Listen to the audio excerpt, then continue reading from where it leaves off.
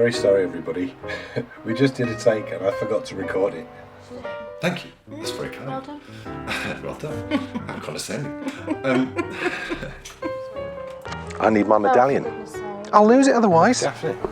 Nice. Hello. You nearly hit my face then. But I didn't. I missed. See, it was like a little drop. Yeah, but the other day when you pointed at something in the car, you whacked me in the face. It's my badge. I'm a knitter, and I'm proud of it. No, I didn't. Bryony said, "Did you get you in the face?" I did not get you in the face. You always go, look at that over there. Honestly, though, am I only supposed to do this now? Yes.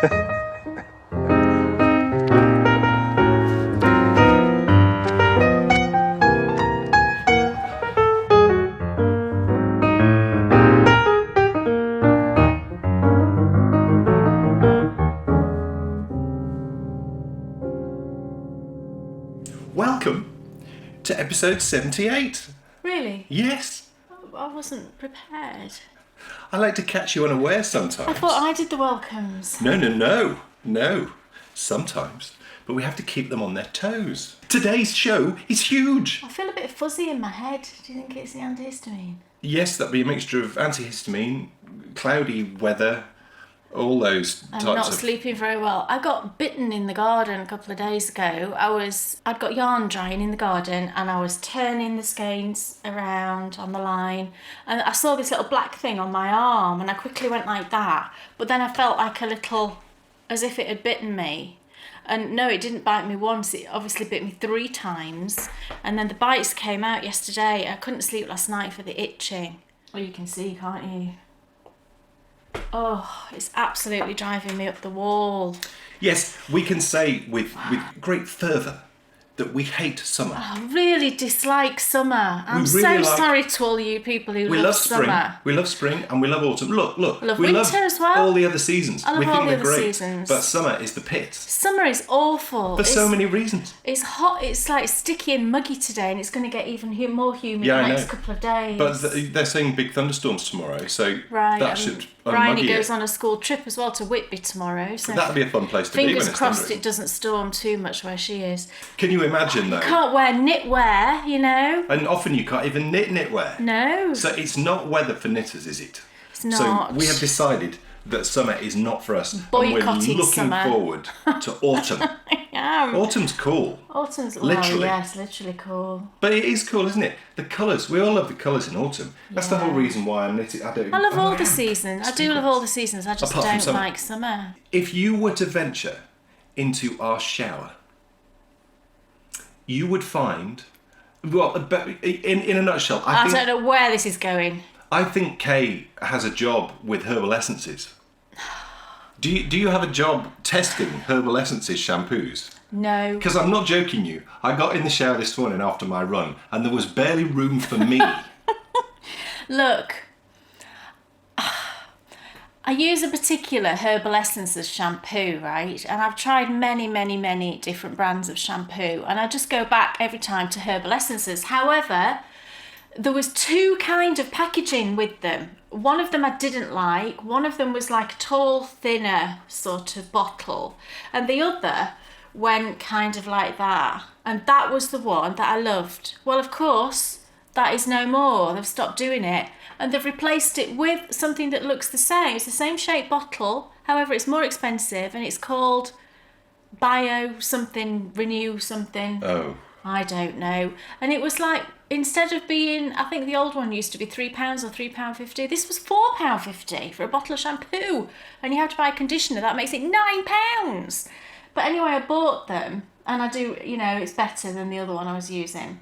And then it was on offer yesterday in Sainsbury's at £3. So now, when you say it's better than the other one, do you mean the one that we used to use? No, okay. The green one that I don't like, that Bryony's using now. Right. It makes That's why. My hair's because my hair's very fine. It's very fine hair and it tends to frizz and fly away really easily. And that other herbal essences it kind of smoothed it. And I do put serum on after I've washed my hair. This is turning into a bit of a hair thing, isn't it? We're like one of those fashion YouTubers. I know. But no, it was on special offer yesterday in Sainsbury's and it was £3 instead of £4.50. So I said, I'll grab some more. And I shoved it in the shower this morning. So yes, there may be 4 bottles in there now, is that right? Plus there's a bottle of Dove shampoo because I bought Dove. Plus, there's also shower gels. The shower gel's in there. Yeah, there's and two shower gels. Well, you've got to have shower gel and soap, haven't you, in the shower? So, What can I say? Is there space for a body? Well, your body's very big in there as well, isn't it? So what can I say, really? It's a normal size shower cubicle. We need one of those double size shower cubicles, the big ones. Ours is just a normal size. Yeah.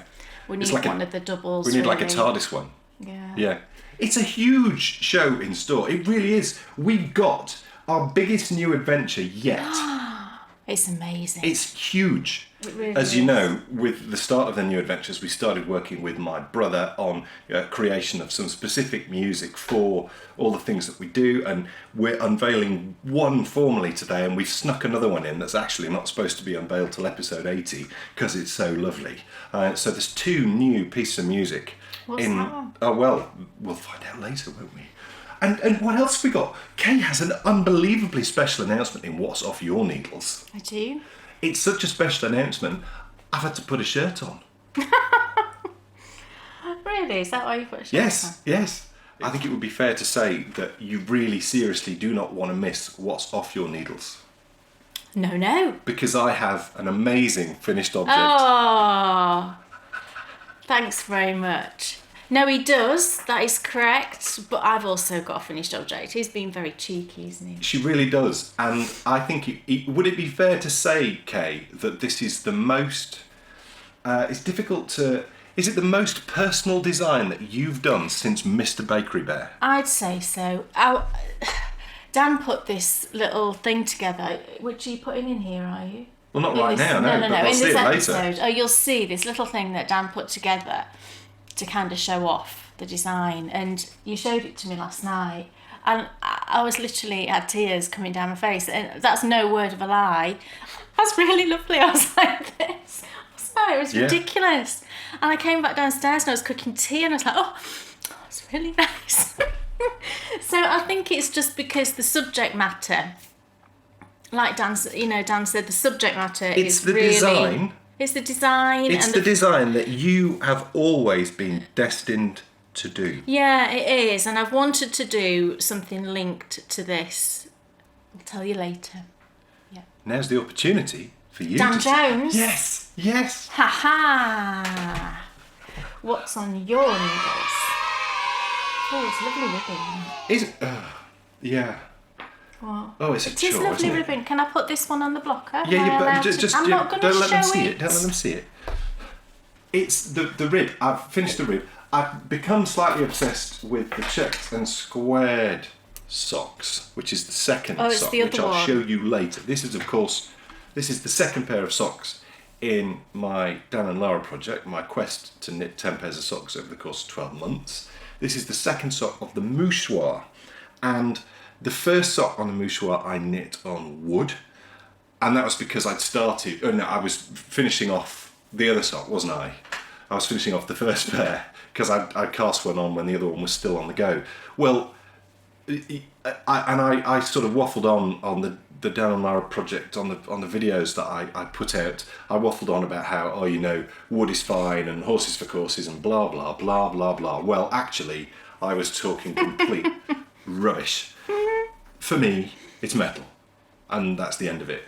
Wood is a chore, metal is not for me. Okay, that's all I shall say on the matter. Everyone's different. Everyone is different. I won't be knitting on wood. DPNs again. The issue I have, and I think it's a good thing that I'm able to deal with the slippiness of metal now. But that's the issue I have. Just with the wood, it just does my hands in. Because I knit tight, because it's a tight gauge. I think that's most of the problem is because you knit so tight and then wood so grippy. It's a real pleasure, isn't it, to look at ribbing. You can look at it and go, isn't that lovely? But I don't find any bit of it pleasurable. It's always the hardest part of Knitting the rib, a sock. you mean? Yes. Hardest as in mentally hardest, or... Yeah, it seems to take me ages to get through it. And then you get into, especially with... So there is the start of the second sock. And here's the first sock. Oh, the colour looks lovely. It is lovely. It's lovely Shall I hold it up yarn while to you knit. talk? And when you get boy. when you get into the pattern, if you've never knit pattern socks before, this is my first ever pattern socks with a repeating pattern. And having that shape, actually, it makes the knitting of the sock more interesting, and it makes it go a lot quicker. It's like a half triangle, isn't it? Yeah, because you want to get through it. Well, it's not that you want to get through it, it's not that. I've really enjoyed it. I've really enjoyed the process of following. It's lovely. I think it's something like a 16-row pattern repeat that you then... And the other thing that's so great about that is too, as I spoke about at length on the Dan and Lara project last week, it makes measuring the sock so much easier. Now, it was a eye partridge heel. It was a new type of toe. It was like hat decreases. And the proof of the pudding will be in the wearing. I tried it on though, but it fit lovely. Yes, but my fear is, because a Kitchener toe is grafted and it's smooth and it flows around, there's no seams. No. There's a load of seams in there. And that might feel a little bit rough. I think it'll be okay. Well, if it does, that's It doesn't great. really feel like a seam. Well, that'll be great. I mean, I think it'll be okay. I don't think there'll be an issue with it. My only bother with doing this type of toe is I worry about it coming undone at the end. Yeah. Do you know, because It you're was just weird finishing pulling it off those like a hat. stitches together.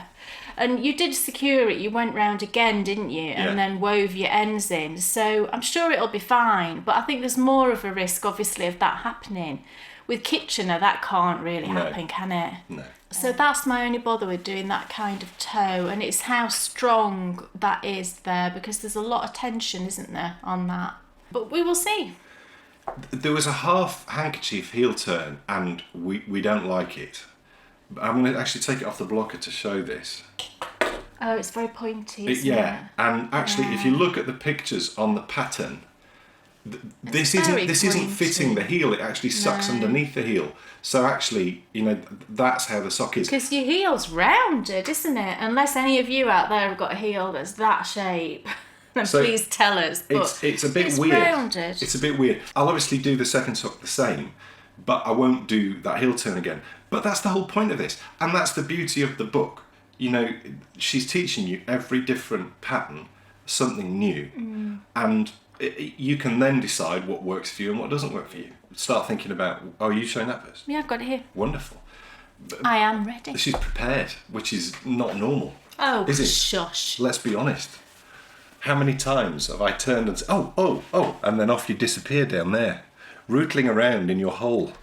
In summary, I'm thoroughly enjoying knitting this pattern. Whilst there's some elements to it which I don't particularly like, I know, and I'm looking forward to knitting something similar again, so I can change the bits I don't like. Yeah. And isn't that fun? Maybe might you could end do up that designing your own at the end of this. Look, we've already said this. Oh, or maybe have maybe Deja vu. maybe that's just me and the Dan and Lara project crew who meet once a month with our special video diaries. It's very good. I watched it. Thank you. That's very kind. Well done. Well done. How condescending. My plan, my hope is to get to the end of the 10 before the end of the year, and then doing what Lara encourages you to do in the book, which is take all the things you've learned and put together your own sock. Now that would be fun. That would be fun. We'll have to wait and see if I succeed in my mission. Can I test knit it? Yes. Excellent. Kay Jones. What's on your needles? The first thing I've got to talk about is my cardigan that I showed you on the last episode. This is my Wainthrop. Wasn't there an investigator? Hetty Wainthrop Thank investigates. you. Patricia Routledge. Thank you. It You just- knew I was thinking that. It just didn't work because you were just waiting for her to say... He anticipated me. Yeah, it didn't work because you were constantly waiting for her to announce that she was having a candlelit supper. I never really watched it. And turning round and shouting, Richard! That's probably why. But this is the Wainthrop by Andy Satterland. And this is what it looks like. It's this really pretty cropped cardigan. This is black and white, obviously. It was red, I think, in the pattern. And I was, as I showed you last last time, I was going great guns on it. And I have done some more work on it, and then I hit a problem. Nothing to do with pattern or anything like that, and I'll tell you what that problem was. So I'll show you where I'm up to, but look what I've done. I've finished the body and I'm working on a sleeve, everybody. Look, let me try and hold it in a nice way. Ha! So finish the body, look. And I'm on that sleeve. And it's got this twisted rib, which is lovely. Can you see? Really, really pretty. And I'm this far into the sleeve. And I started off, I picked up the stitches. Did you? Well, obviously I did. You can see I did. And thank you to everybody who made suggestions on, tutorials and things I could look at. I knew how many stitches I'd got to pick up all the way around, so I kind of divided it into quarters, and I put stitch markers at each sort of quarter point, and then I knew how many stitches I had to pick up in each of those sections, and then that made it really, really easy, and I didn't have a problem at all. And I think it looks, but can you see, look, I think it's okay. You do get like what looks like little gaps. I won't say holes, but I think that's just the nature of it. Because I looked actually. It's lace. No, darling, where it's picked up. Sorry. I actually zoomed in on the pattern and looked at the pickup on hers, and hers looked the same, that there was these little gaps, where the pickup was. So I think that's just as it should be. But it's pretty neat, I think. So I did that, and then the first thing you do is you work a bunch of short rows, and this is for the sleeve cap. For this, it's quite a lot of short rows actually, but they were absolutely fine. But what I did for those, because in the pattern it suggests that you use, not specifically says this, but in the notions bit, one of the things it says you need is a 16-inch needle in that size, so that's like a hat needle. And when I looked at how many stitches I got to pick up on worsted weight, I thought, yeah, that will fit around a hat needle. So I actually used a 16-inch, I've got it here, a little 16-inch circular needle to pick up the stitches, and that worked really well. And it worked particularly well for working the short rows. So I used that, but then you start decreasing stitches, and I was worried that when you actually get down to the number that you need to, that this was going to be too big, that it was going to stretch all the stitches. So I then switched to DPNs, and I think here lies the issue. And I worked a good bit, you can see from the underarm all the way to here. And then I've been having pain in my right arm for quite a while, if I'm honest. And I've kind of been ignoring it and just carrying on. But I was working these rows, and then I started to get, my right hand was tingling. And the pain in my arm has been centred around kind of like my elbow area. It's like the inner side here and the outer. But then I sometimes even get pain in my shoulder. So anyway, I was having all these pains, and Dan said you need to just stop knitting straight away. So I did, and I actually didn't knit for almost 3 days, which was a very strange experience. I don't think I've ever done that in, I can't think how many years. But I didn't knit for about 3 days, and then I gently just started knitting very small things like little blanket squares and stuff. But I haven't knit on this since. And I think it's deep. I don't know if it's DPNs that's causing my problems. The way that I am tensioning it maybe, or I don't know what it is that's particularly causing me issues, this time. But like I said, I haven't picked it up since, and I said to Dan this morning, maybe I'll just work a few rows and see what it's like. And I said, my arm still hurts, and he's like, well, don't then. And then I thought, well, I'll switch it to Magic Loop. That might be easier. But then I know my tension on Magic Loop is quite a bit different to DPNs. And on the whole of the sleeve, I think that could make quite a big difference. So I think I'll just leave it a few more days, see if my arm feels better. Well, it has been feeling better. It's definitely feeling better. I'm not getting the tingling in my hand anymore. No. So I'll see how it goes. I've got until Christmas to do this. As we know, it's a Christmas present for Nana Wendy. So there's no massive rush. But I was loving it. You know how much I was loving it. I was loving it so much. So I'll leave it as long as I need to leave it, until I feel that I can comfortably work on it again. And I'll definitely, because I did all this really in kind of one day, and maybe that was the issue, that I just did too much. The body, actually, you won't believe it, I ran out of the second ball when I was binding off, and I had about that much left to bind off, and I ran out of yarn in that ball, that skein. I couldn't believe it. And then I thought, oh, do you know what, it's the non-superwash, it's Cascade 220, so I just did a spit splice. And you can't even see it. I just did a felted join and carried on. And you can't even see where it was. I couldn't even find it now. So, that's brilliant, isn't it? So thank goodness it was a non-superwash and I could do that. And there's no problem at all with it. Look! It's another sock. I spoke about it a minute ago. I was going to show it to you a little bit later, but I thought I'm on a roll with the socks, so I'll show you this now. New yarn, cast it on, look at the progress. There it is, looking rather lovely. And here's the sock. This is the checked and squared sock. You can totally see the reason why it's called that, because the pattern looks like little squares and little checks. It's a very simple pattern. To be honest, actually, the rib on this was easier than 1 by 1. That's interesting. That's 2 by 2, isn't it? Yeah, I know. Yeah. Yeah, 2 by 2 is less of a chore than 1 by 1. Yeah. Well, that's good to know, actually, because I never because I'm knitting these, and there's another benefit of actually knitting, which I've never done before, concurrent, socks, lots on the go. It's easier to compare, because previously I would have probably said, oh, all ribbing is a total chore. Well, actually, it's not, because that wasn't so much of a chore. And do you know what? I think I might like the look of it more. 2 by 2. Yeah, and the funny thing is, I suppose it depends on the pattern. It does, and it depends on the yarn as well, because sometimes, I think I said this last time, 1 by 1 ribbing with fingering weight, depending on the yarn, it can look a bit messy, I think. But 2 by 2, I think, never has that problem. No. It always looks really neat, I think, 2 by 2. Yeah, I think you're right. And it's really pretty. Can I look? Can I look and hold it while you talk?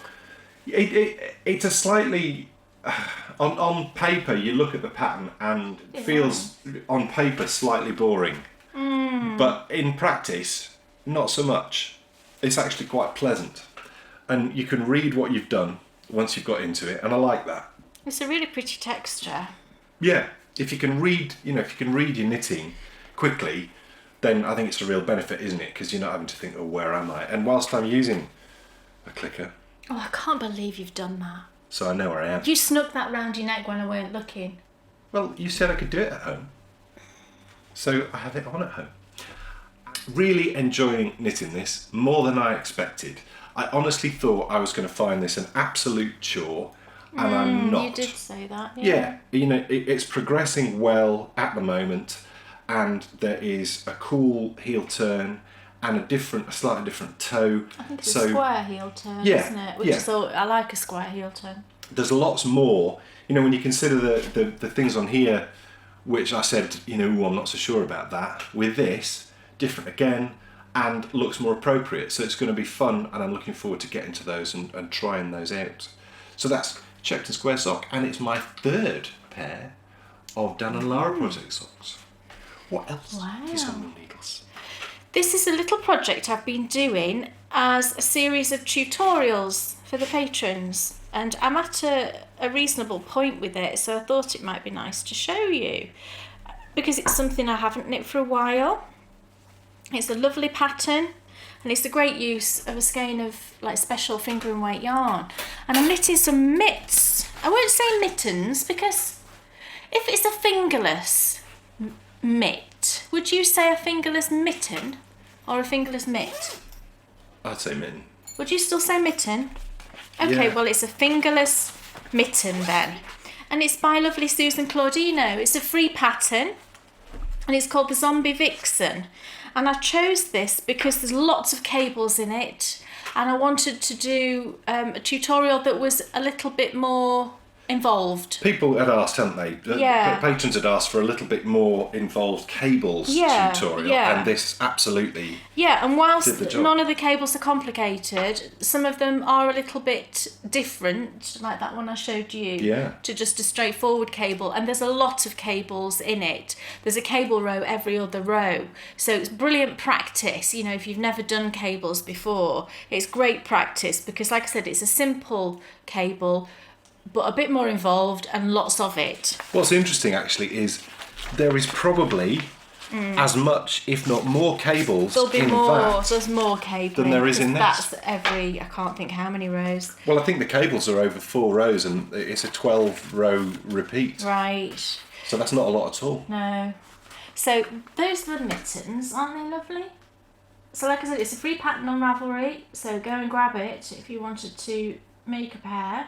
It uses fingering weight yarn, so you can pick a skein of lovely fingering weight yarn out of your stash and get knitting. And it makes a nice change from socks, I think. You know, if you're an avid sock knitter, then there's no reason why you wouldn't enjoy knitting mittens, I think, because I do think mittens are just as enjoyable as knitting socks, and if not more, because they're quicker, I think, aren't they? And actually, that is a much more wearable item for a non-knitting friend Yes. than socks. Yes. You know, because I can just think of people that you've knit socks for before who haven't worn them. Never worn them. And I do think that it's silly, isn't it? But I think there's a leap that you have to make. And even it took me a bit of time to make that leap to wearing knit socks. Once you take the leap, you never look back again. True. But if you're knitting for a friend, this is just the most perfect gift. I even know some guys who'd wear that. Well, yeah, maybe not in pink, but so this is actually the right mitten, but I've just stuck it on my left hand because I don't want to put the mitten over my bites. So this is what would be the back on your back of your hand. I've just put it on the other hand. And it's these beautiful cables. I'll take it off actually and hold it a bit closer. I wanted to kind of stretch out the cables so that you could see. There we go. It's a really pretty pattern. And as you can see, this is a highly variegated yarn, but I do think it still shows up really well. And I think that's because you're doing a cable row every other row, so the cables really do stand out. They're very proud of the fabric. It's really pretty. And so this is the right mitten, and I've just I've just taken off the thumb stitches. So the thumb gusset runs up here, and then these are the thumb stitches waiting to be picked back up. So this one's not far off being finished. I've just got to do a bit more knitting up here and then go back and do the thumb. And then the other one is a bit less done because I was doing these in tandem so that I could do kind of the Blue Peter thing and say, this is where you will be at the end of this tutorial. So there we go. So this one is the left mitten, and that's just up to that point. Now the yarn, what I did was I split the ball into 2 halves so that I could knit them simultaneously. One half of the yarn is obviously more saturated than the other. They do look significantly different, I think. If I show you, one is very much more saturated than the other. And I'll show you in the actual little case. It might not be as apparent. But yeah, I mean, one of them's much more saturated than the other, which can happen obviously with hand-dyed yarns. I think it depends on your dyeing method. I think this is more inclined to happen if you dye in a particular way.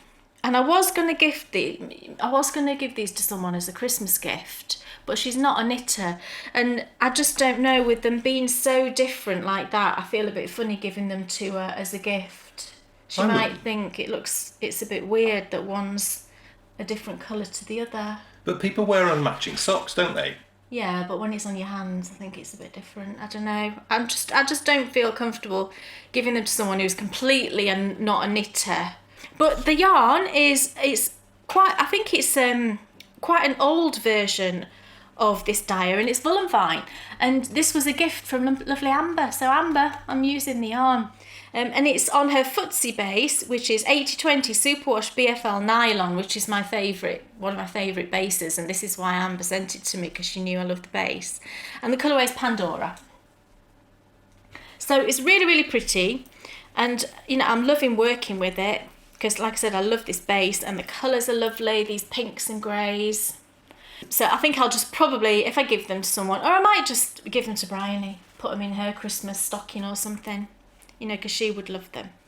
So if you've never knit, I would say if you've never knit cables, or maybe if you've had a go at cables but they've been on a bigger needle, maybe it's like a worsted weight hat or something like that, and they've been fairly simple, and you want to have a go at something a bit more taxing, a bit more, you know, brain power needed, have a go with these. The pattern is fantastically written.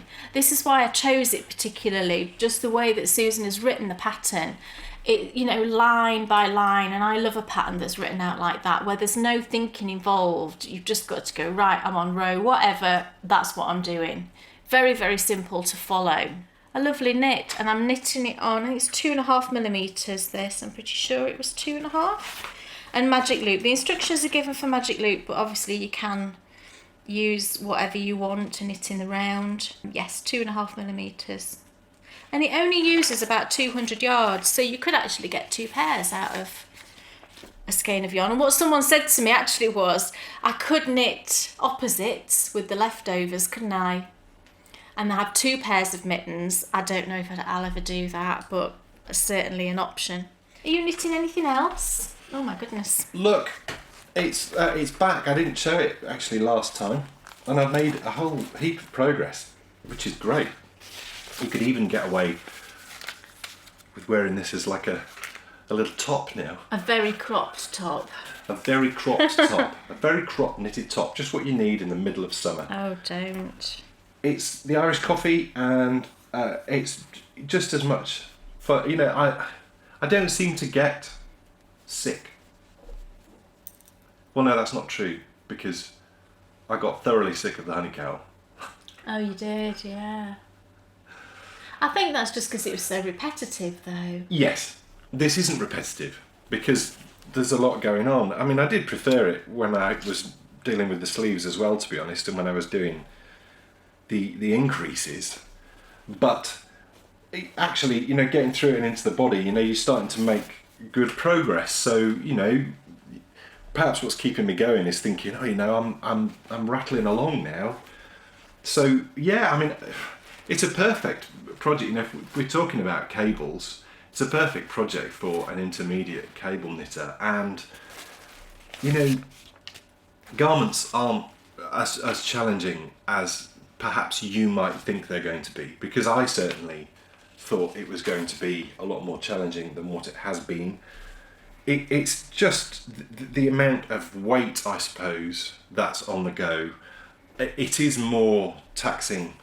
You can totally see the reason why Kay's had the issue with her arm, because, you know, when you're knitting something that's got that weight and you're moving it around, I felt it too. But, you know, the amount of time I try and do little bits of progress on lots of things. So I'm never... To be honest, I'm trying to think of, you know, maybe with the first bank heads, maybe, you know, when I've got, oh, actually, what's off my needles? I totally blitzed that. You did. So there are times, aren't there, I suppose, with any project when there's that perfect marriage of yarn and project and needles, and maybe 2 or 3 times that's happened to me in my whole knitting. And that's perhaps because I approach knitting in a different way, in that it's the process and what it does to my brain rather than producing finished things. Yeah, it really is a great thing, and I would strongly recommend to you, if you're thinking, if you thought, you know, perhaps I'll give a garment a go, but oh no, I won't because it's scary. Just give it a go, because beautiful. I didn't think I could do it. And, you know, granted, I've had some support from Kay, but, you know, it's a great community that we're in, isn't it? And, you know, you can post pictures on Instagram. You can always find someone that can help. Yeah. I mean, just picking up on, well, actually, before I start talking about that, What's that? it's a hole, honey. That's a join. Oh, it's where you've added in a new skein? Yes. Oh, right. Okay. Yeah. And there's the back. I've got lovely cables down the back as well. And I do love how they look. I think they really do really pop out lovely, and that's because of the great yarn, which look. Oh, another one nearly finished. Oh. What number is that? That's so exciting. It's only 3, is it? Oh, it might be. It's got to be 3. It is. All that you've It knitted. is, because I was calling this my 3 skein jumper. Gosh, quickly going to be 4. Soon there will be 4. I think, have you got 6 or 7 balls of that? I forgot. 7, I think.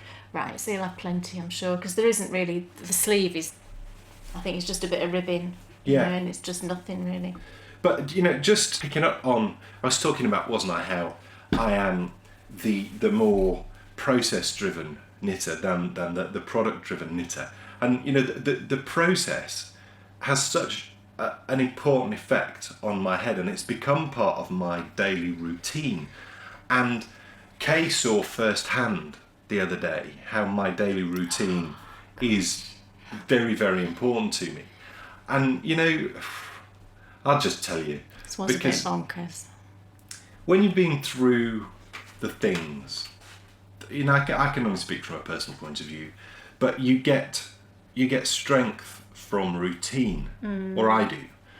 And Kay made our cups of tea, although it's not tea. We made our hot drinks for the evening. Yeah. And I brought them up and put them out, and I noticed that she'd used the wrong mug. I always use just at bedtime. I always use the same mug. I couldn't drink out of the mug that Kay brought me. He said, "Oh, you've done it in the wrong mug." I said, "Oh, will it be all right for tonight?" And he's like, "I don't think it will." And I had noticed downstairs, but I just thought you'd already put the honey in, and I never thought I could make the drink and then just decant it into the other cup. Into the other cup. And I took it upstairs, and the more I thought about it, the more I just thought, if I don't change this will stick in my head, and I'll be thinking about it for weeks.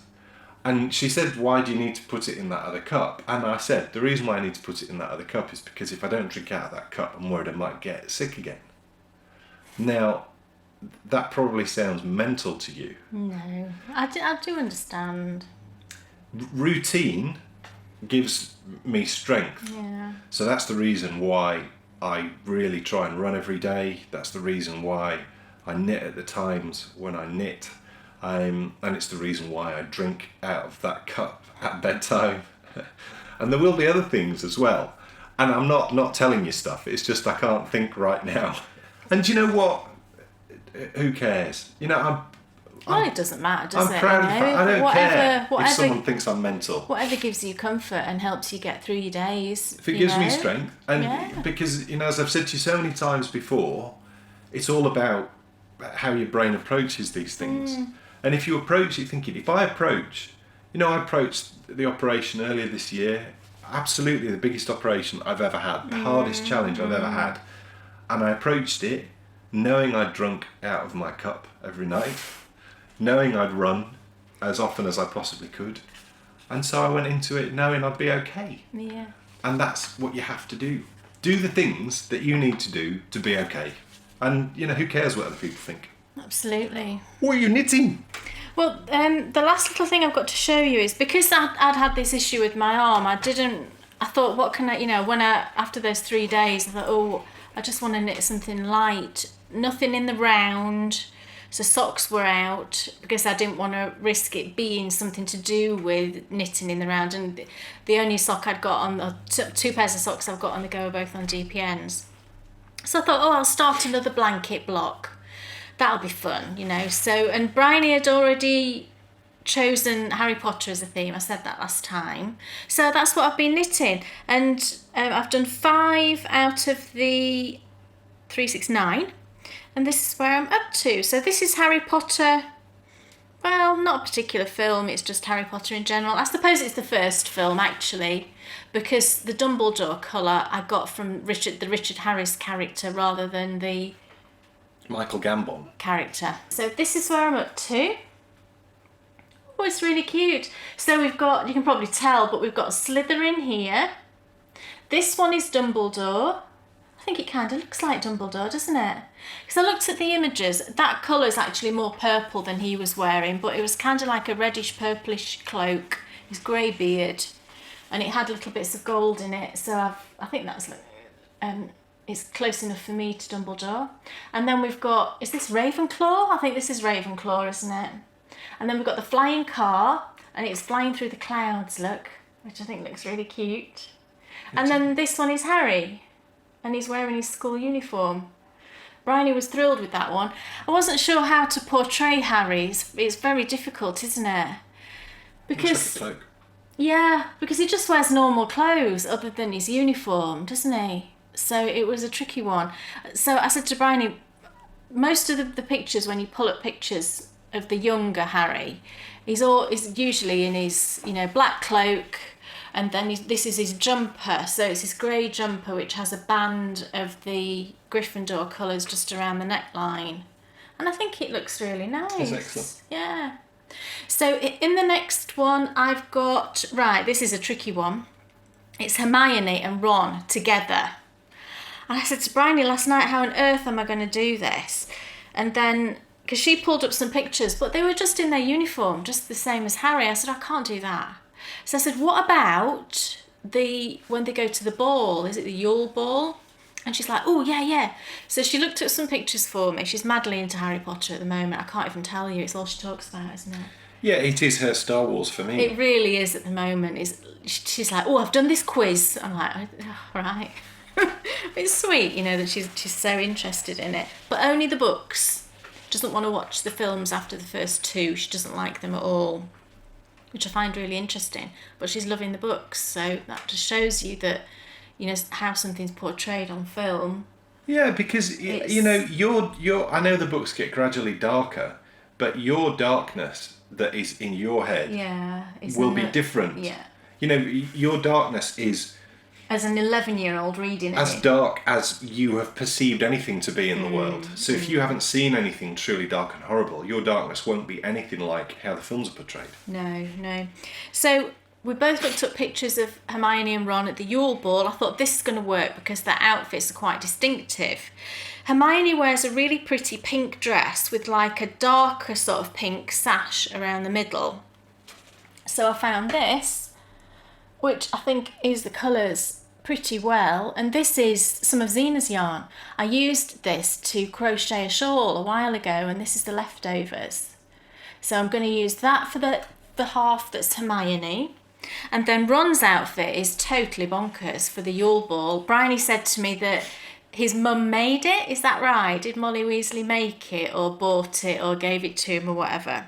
And it's kind of like shades of sort of browns and creams, this kind of ruffly shirt, and the edging is like this sort of salmon pink colour, and then he's got like a green bow tie with these green buttons. So I went to a stash and pulled out these, and I think they're going to work pretty well. So we've got different shades of browns and cream for the shirt, this sort of salmony pink for that ruffly thing, and then this beautiful green for the buttons and bow tie. So all of those yarns will be in one square, which will be interesting to do, but I will work it out. I think I'll do the Ron bit first, because you've got the most area to do that. And then just sort of the solid pink half, moving into the smaller decreases for the Hermione one. Then after that, we've got Hufflepuff, Hagrid and Gryffindor across the top. So Hufflepuff, Hagrid, Gryffindor. So I think that's worked really nice. It's been fun to do. Gosh, I used a yarn. Do you see this blue yarn for the Ravenclaw? That is Knit Picks Hawthorn. It was a mini, and it was the right sort of shade of blue, but my goodness, this is thick yarn. I don't know if anybody's ever used it. When I started knitting it, I thought, gosh, this is going to make the square enormous. I think I'm going to have to pull it out.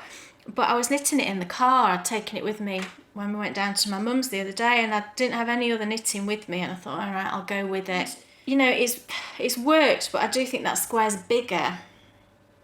And I really struggled knitting it, so tight. It's just so thick. If I show you, this is like a standard fingering weight. it looks more like a sport weight to me. I don't know if that's sort of transferring how much sort of thicker it is. I would say, if somebody told me that was a sport weight, I would believe them. But not, nice yarn, quite rustic, but I think it'd make great socks actually. So yeah, there we go. So that's my next block, well on the way. And I think I need to make cushions for the new sofa, don't I? Yeah, I think so. I meant to bring one of the cushions down. The new sofa we got came with beautiful cushions that match it and everything, but the fabric they've used on the covers is very thick. It's the sort of upholstery fabric, but really robust, and I think it's been treated as well with some sort of stain guard, so it's quite stiff, isn't it? Yeah. And we've sort of had them on there for a few months. It's just not homely. Now, and they're just not very squishable. Well, so it feels like, it's like you get something and you put a bit of your stamp on it, don't you? Yeah. Well, it's like that hasn't happened, and I think if you did, you'd probably enjoy the sofa even more. I think I probably would. So, and I said to Bryony, we could just use the old ones, and then even Bryony said, but they won't match. No. And they won't. The other ones I made are madly coloured, every colour in, under the sun. Whereas to make them for the sofa, I think what I would do is stick to sort of neutrals and blue themed. Yeah. And I think that would work. So that might be something else that goes on the needles. We were just talking about autumn, weren't we? Well, that's why you can look at that hat and enjoy it. Because that's autumn in a hat. Yes. It's the beautiful speargrass. Again, I didn't show you this last time, and I became a bit obsessed with my finished object. But also, I've also been knitting very hard on my socks. But this now, I have made a good... I've probably done that since I showed it to you last time. So, it's starting to get there. And I'm hoping, actually, that, who knows, next time, it could well be close to being finished. It should be, really. Given the fact now that, my finished object is finished. And now that knitting time that I was... My finished object is finished. That time I'm now investing back in this. And I've been enjoying it, actually. I've been enjoying it. I do think that with lace, you need to... Personally, I need to focus on it and get it flowing. Because then I stop having to look at the repeat. Lovely. Stop having to look at the pattern. Do you know what I mean? Look how nice. And you, I don't know about you, but I need to be in a position when I'm knitting lace where I don't have to look at the pattern, because otherwise I'm just constantly panicking that I'm going to mess it up. Now with this, I know I've remembered it now, and I'm it's taken all that time to remember it.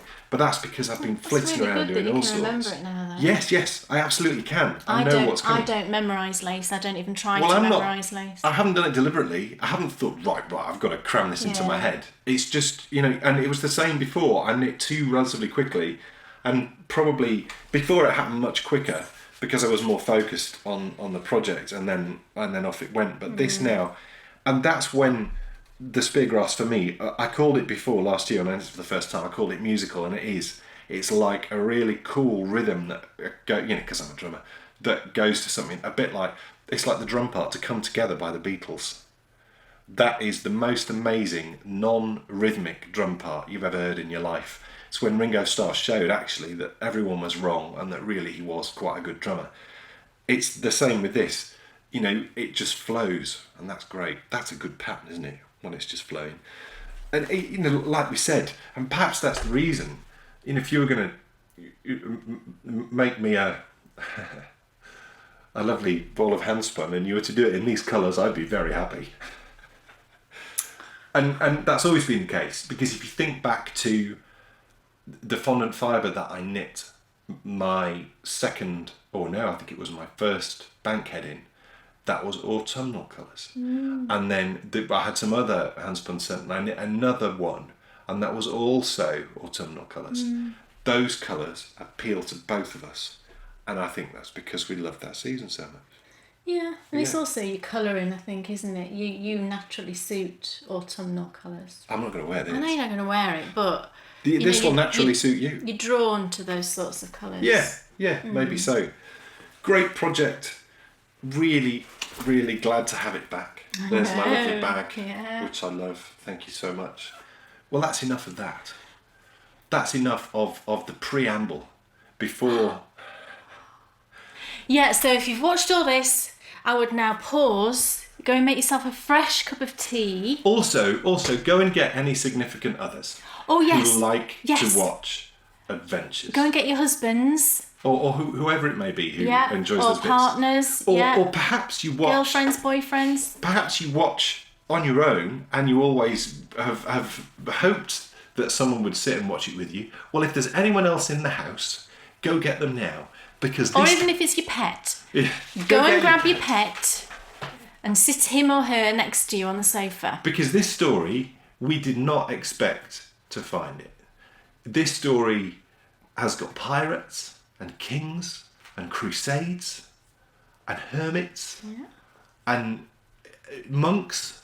It's vast. So without further ado, I think we should go on our third brand new adventure.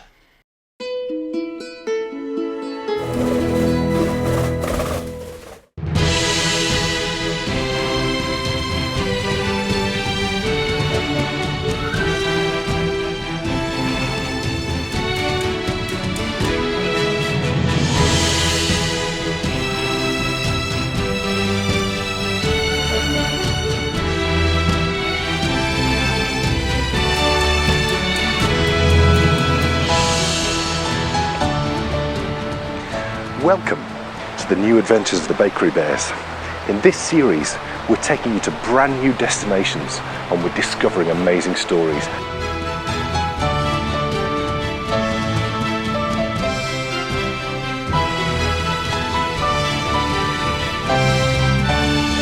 And along the way, we'll of course be uncovering the site's interestability, knitability, and the all-important picnicability.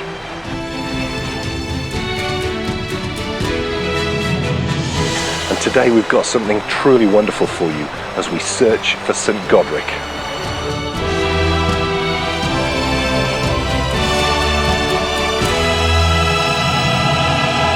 But where does our story start? Right here in the heart of this Benedictine priory. And this is the tomb of a 105-year-old man. Now, he was an amazing man because he lived right here as a hermit for 60 years. This is the tomb of Saint Godric. And whilst our hero's story might have ended here, one of its most exciting and life-changing moments came here, nearly 80 years before. We're making our way out to the deck of a great medieval caravel that's about to set sail for Jerusalem in the year 1096. We're travelling with Baldwin of Boulogne, and we're part of the very first crusade to the Holy Land. Baldwin would find himself at the head of an all-conquering army, and within 2 years would be crowned the first king of Jerusalem. And who is our captain on this long and dangerous voyage? it was Godric. Now, he was born in Norfolk in 1065, so a life on the high seas was always highly probable, as that's bang on the coast. Now, before his famous voyage with Baldwin, he rose up the ranks of seafarers to, actually, by the time that he took his famous voyage with Baldwin, he was actually a boat owner. Now, future kings did not travel on unimportant vessels. Oh no, 38-year-old Godric's ship must have been pretty impressive. His ship was called a cog, which was the most common seagoing vessel in the Middle Ages, with a bridge at the back for the captain to steer and navigate, and a deck at the front for your most important guests.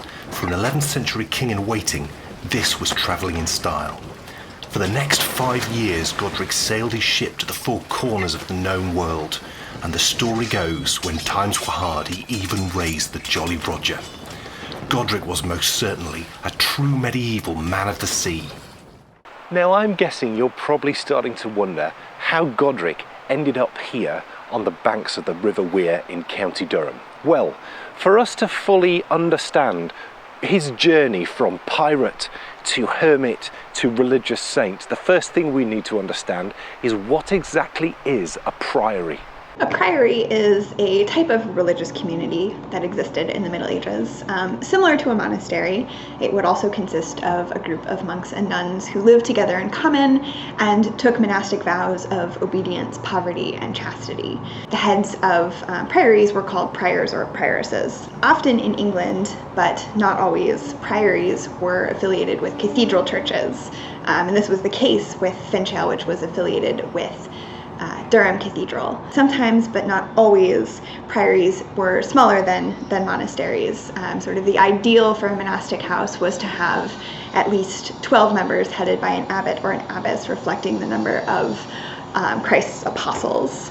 About 5 years after Godric's adventure with Baldwin, he found himself on Lindisfarne, and it's a place very similar to here actually. There's a beautiful priory, and on Lindisfarne lived a man that captivated and changed Godric's life forever. This is the beautiful island of Lindisfarne, known to so many as Holy Island. And here is Lindisfarne Priory. At the time of Godric's visit, it was already 400 years old, and thousands of people flocked here every year on pilgrimage. Now, who knows quite what it was that brought so many to this remote island on the northeast coast of England, but whatever it was, captivated Godric as well. During his visit, he uncovered the story of a famous hermit who had lived around the island, and he set his heart on following exactly the same path. He returned to England and visited here, Durham Cathedral, where he convinced the bishop to grant him a place to live out his years as a hermit. And Godric ended up here, 4 miles sort of northeast actually of Durham. And I wonder what he thought when he arrived here, because when he did arrive here, there was none of this. It was just river and trees and woods. And I wonder how long he thought he was going to stay here. Because if you think about it, in medieval times, 45 was old. That was an old man. It was only really religious men like the Pope and like archbishops that lived to that age and even longer. So he must have thought that his days were numbered. Little did he know that he would spend the next 50 years of his life right here. But it's not difficult to see why he did.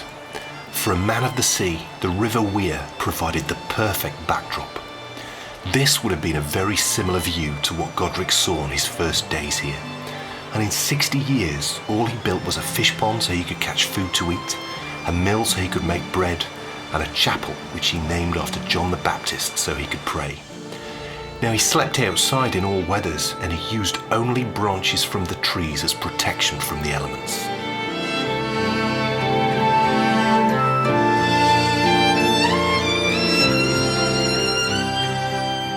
But Godric wasn't completely alone.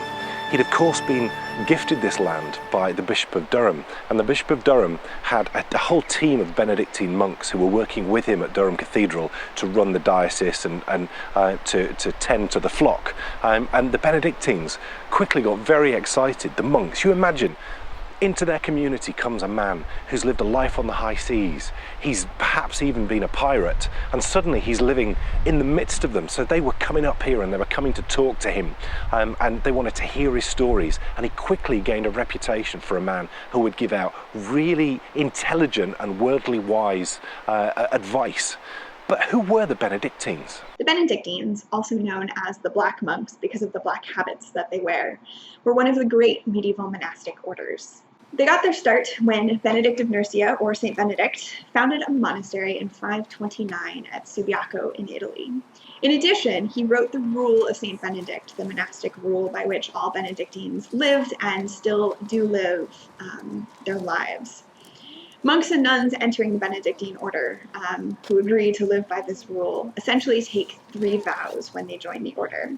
The first is a vow of stability, that they will remain in the same community for their entire life. The second, conversion to the monastic way of life. So it's a complete mental change, so to bring oneself into line with the monastic way of living. And the third vow is obedience to the head of one's community and to the church. Now, the Benedictines liked a good gossip, and I'm actually sat in the chapter house, and this is where they would have sat and had a gossip. If you liked a good gossip, you wanted to get up here to Finchale and you wanted to come and talk to Godric, because his stories were absolutely amazing. And very quickly, they started to write down as much as they could about him. And I've actually got some things here that tell us exactly what Godric looked like. Here we go. He was vigorous and strenuous in mind, whole of limb and strong in body. He was of middle stature, broad-shouldered and deep-chested, with a long face, grey eyes most clear and piercing, bushy brows, a broad forehead, long and open nostrils, a nose of comely curve, and a pointed chin. But Godric is best known for his kindness towards animals. He regularly hid stags from passing hunters, and he even allowed snakes to warm themselves by his nighttime fires. But this is when I get really excited, for Godric was also a bit of a musician. He's unbelievably important because 4 hymns written by the man himself travelled down the centuries unchanged to us today. They are in fact the oldest surviving songs in English that we have the original musical notation for. Godric's story became world famous, and leaders such as Thomas Becket, Archbishop of Canterbury, and Pope Alexander III travelled here to seek his advice. For 50 years, Godric lived here, passing out wisdom, taking care of animals, giving advice to popes and archbishops.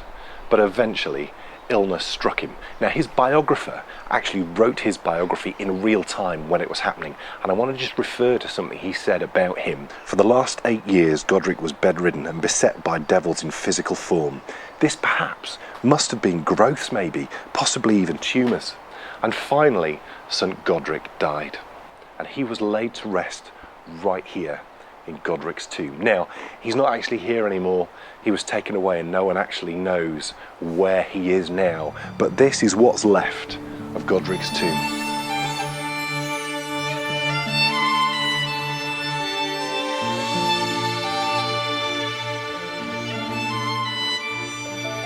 We're now walking in the footsteps of the first monks of Finchale Priory.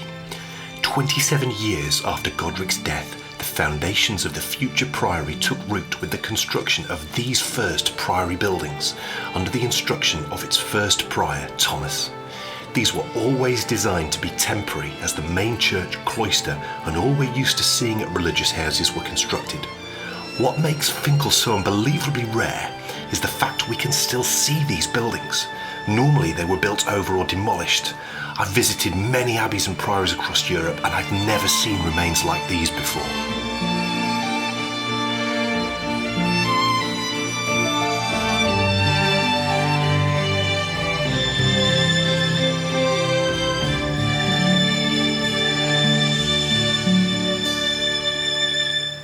But how did Godric get nominated for a Pulitzer Prize? And when was this beautiful Benedictine priory built? We're going to find out all of that later on in the show. I think I'm ready for a picnic. Oh, okay. Well, I was ready for a knit, but if you want a picnic first, that's just fine. Yes, please. Okay.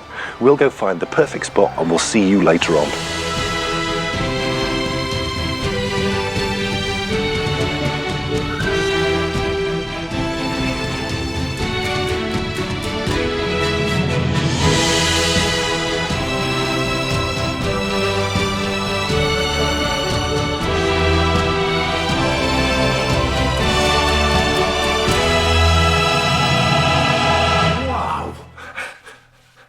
Amazing. Oh my goodness.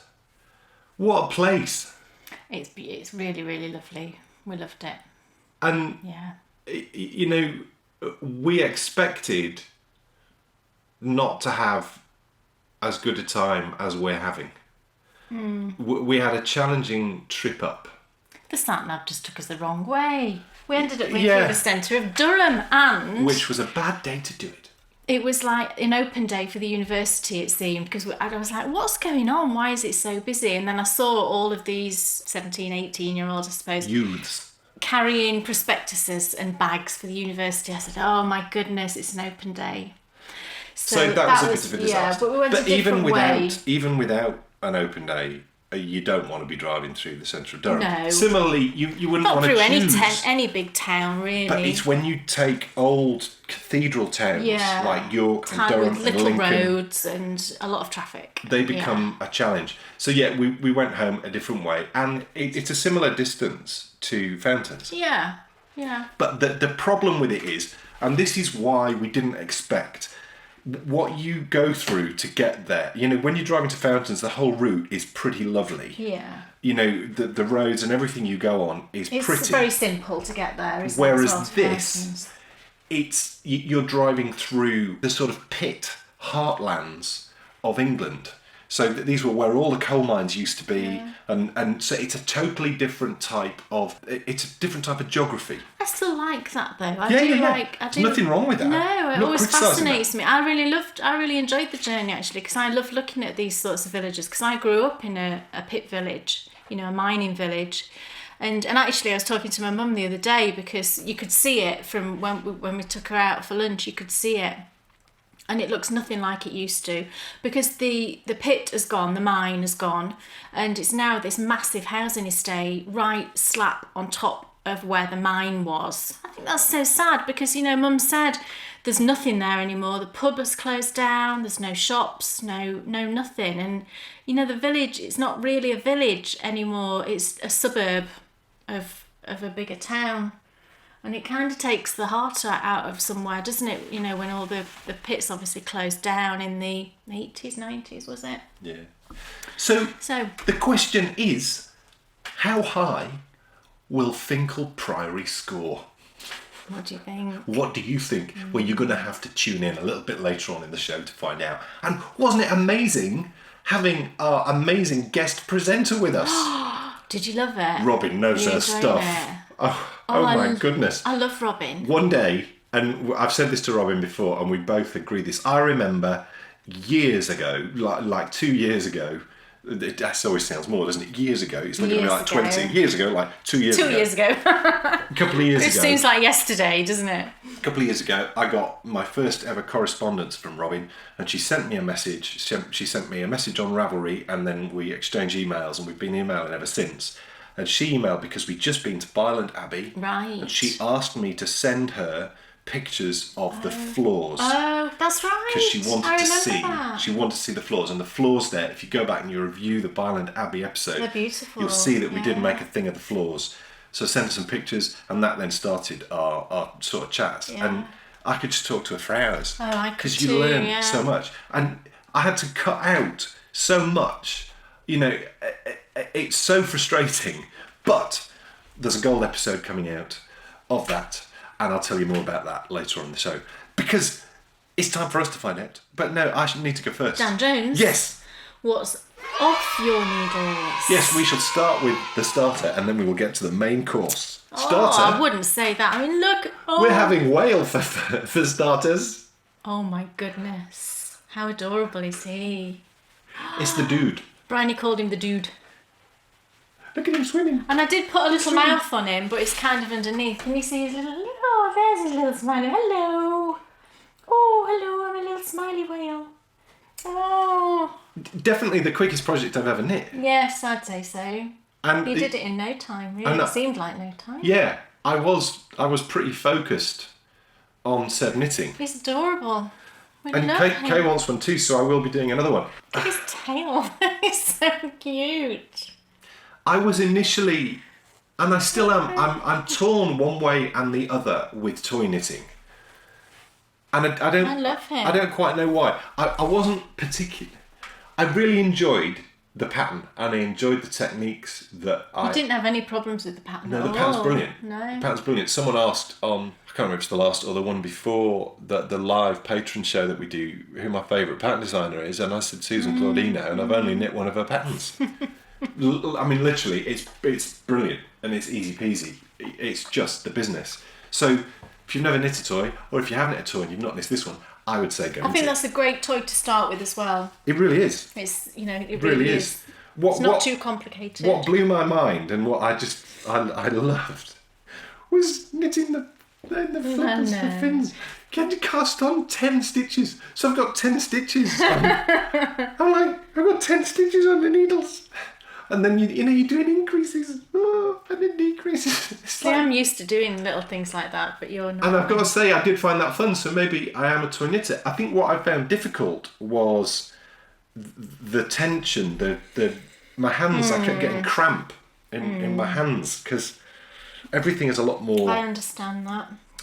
But, if you've not knit a toy, knit this. If you have knit a toy and you've not knit this, go knit this. And if you've knit one before, I say go knit another one. Oh, definitely. Because the world needs... more whales.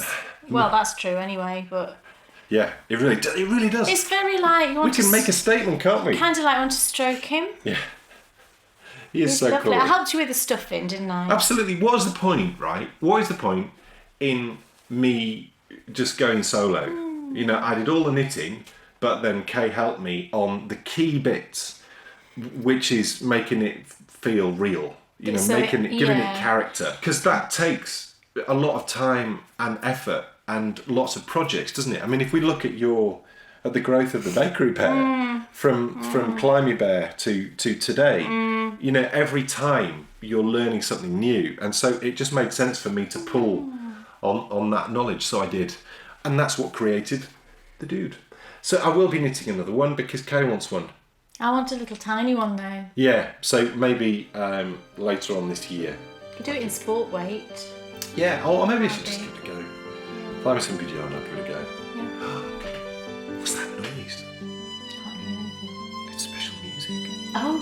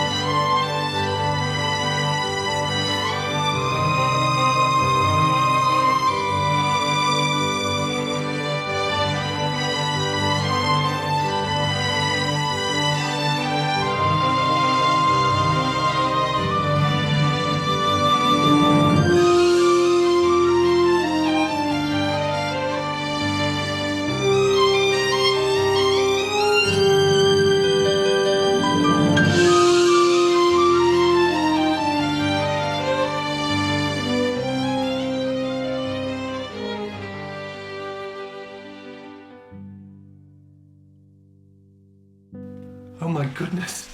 Look at that. What do you think? That was a little giveaway as to perhaps what's off Kay's needles. Very possibly. Quick, show them yours. Wasn't the video lovely? You can see why. Can you see why I got emotional when I watched it? And I'll tell you about the other shawls that were on that, because I didn't knit all three. I knit one. So I have to ask, because it just wouldn't be right, given how momentous this is. Kate Jones, what's off your needles?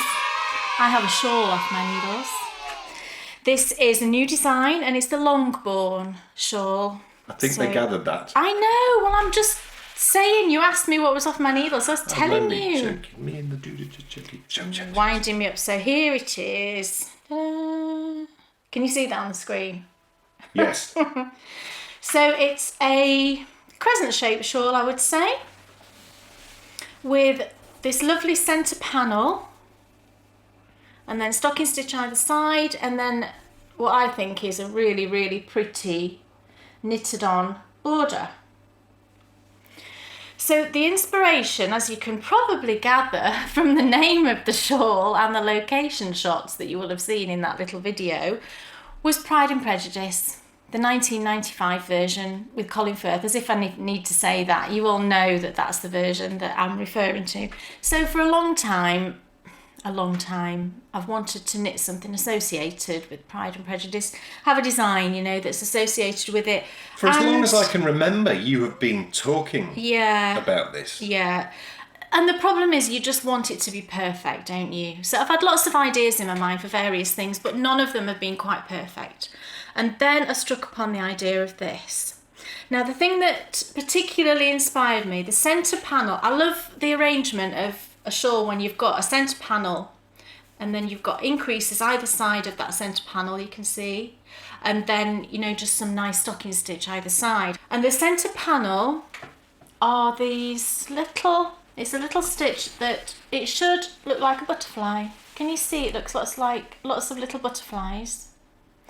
And this made me think of, you know how Lizzie's a very outdoors person, isn't she? She's always going walking all the time, you know, and running quite often. She runs, doesn't she, through woods and things. And I just thought this reminded me of all the walks that she goes on when, you know, she's out and about and all the little butterflies fluttering around. And then the border, this is knitted on afterwards, so it's knit this way. And this is a beautiful cable and twisted stitch pattern. Now this is representing the kind of love of Lizzie and Mr. Darcy. They're intertwined. I was going to say, it looks like that. Yeah. I was going to say that before you said it. Amazing. So their love is intertwined from this end to this end, you know, all the way along. So that's like, you know, from the beginning of the book, you know, when they didn't, to be fair, didn't really like each other, or supposedly didn't really like each other, to the end where they clearly are very much in love and they get married. I wanted it to be not too complicated, but with plenty of interest, and I'm hoping I've achieved that. My test knitters have said that that's what they think, that it's a nice simple knit, but it keeps your interest, which I think is just the perfect project, really. It's a nice size. I wanted it to be my arm's width, which you can see it is, and it's in fact a little bit longer than that. So it's a perfect size for wrapping, I think. I'm not madly into these massive shawls, unfortunately. It's just not my thing. I like it to be the perfect size. I don't want it too big. So this to me is the perfect size. So as you can see, it uses 2 different colours, and this is yarn I dyed, and I'll go on to the yarn in a second. But I wanted to use a yarn that had got some lovely drape, but I wanted some sparkle as well, because, you know, it's their love, isn't it? That spark that runs all the way through. So this is actually a single ply merino with sparkle. If I hold it close, I'm not sure whether the sparkle will transfer. Likely it won't. But take my word for it, it does have sparkle. Now, what I wanted to do, like I say, I dyed up this yarn myself, and at the time I didn't intend doing anything other than just dyeing yarn for my own design, you know, for what I was knitting. But then I thought, well, actually, why don't I dye yarn to send to my testers, and they can use my yarn as well? So I did that, and then I thought, well, why don't I dye up some yarn for the shop and put a few kits in the shop for, you know, when the pattern's coming up for release, because other people might want to buy the actual yarn that I knit, you know, the sample with, and my testers knit the sample with. So I've done that, and there's going to be some kits going into the shop, so I'll tell you about that in a second. So the 2 other versions that you saw in the video were knit by my test knitters, and it was lovely Sarah Hepworth. Sarah Hepworth knit the one that is lilac and silver, and she went to Lyme Park to take pictures. Amazing. I was completely blown away. I never, ever for a second expected her to do that. And she took her dress form in there, you can see that. I mean, unbelievable that she did that. And then my other test knitter who knit the pink and gold version is another lovely Sarah, a very good friend of ours, that's Sarah Holmes. And she knit the pink and gold version for me, and she took pictures on a beautiful stone wall. So I can't thank them enough, really, for doing that. I was just amazing, you know, that they would do that for me. So I will show you the yarns. I've dyed some up. This is what I knit mine with. So it's like a periwinkle blue and cream. They've all got names. So the blue is Meriton, the cream is Hunsford. You'll be getting a theme. And then the lilac and grey are these 2, and the lilac is Netherfield, and the silver is Rosings, and then the pink and gold, the pink is Longbourn, and the gold is Pemberley. And there'll be a few kits of each colourway, of each set of colours going into my shop, and that will be, if you want to make a note, on the 14th of July at 7 p.m. British summertime. If you want to, you know, If you want to go stash diving, obviously, please do that. But if you do want to try and grab a kit, then that's when they're going to be in the shop. I say a kit doesn't include the pattern, it's just the yarn, because the pattern, you can just pick up from Ravelry. When it's released When it's released, which will be the 4th of August. Now, I wanted to put the kits in the shop a couple of weeks before the pattern comes out, because inevitably there'll be people in other parts of the world that I need to get the yarn to, and I just wanted to give enough time. So the pattern comes out on the 4th of August, and we're going to start a knit along on the 4th of August. Now, I didn't want to limit it just to this pattern, so we're going to have a Jane Austen knit along.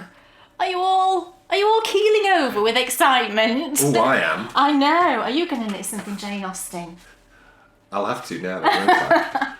When I say Jane Austen, it can be inspired by Jane Austen. It doesn't have to be something very directly related. Hold on, didn't someone do Pride and Prejudice with zombies? A film? No, didn't they write a book that was really insulting that you were like, I could knit one of Susan Claudino's little zombies. Oh, you could. And dress it in something Pride and Prejudice. Well, you could, go ahead. So that's what I mean, take the theme and use it however you want to use it. It might be the yarn colourway name, or it might just be the yarn itself that makes you think of something connected to Jane Austen. It might be the name of the pattern. It could be anything, it's very, very relaxed and very loose. Of course, you could knit my shawl and that'd be lovely, but I didn't want to, like I say, I didn't want to limit it. I wanted to open it up and make it, Jane Austen. So that starts, so we'll call it the Austen Along, and that will be the 4th, not Steve Austen, you can't do 6 million. Oh, I knew, I just had a feeling he was going to say, can I do the $6 million man? So the Austen Along will start on the 4th of August, which is the day the pattern will be released, and it'll run till the end of September. So a nice, plenty of time to knit a shawl or, whatever you want to knit. So I called it Longbourn for 2 reasons. I did look at calling it something connected to Pemberley, but there are lots of patterns out there that uses Pemberley as part of the name. And also, she doesn't move there till right at the end of the film, when you think about it. She lives at Longbourn, and that features heavily in the book and the adaptation.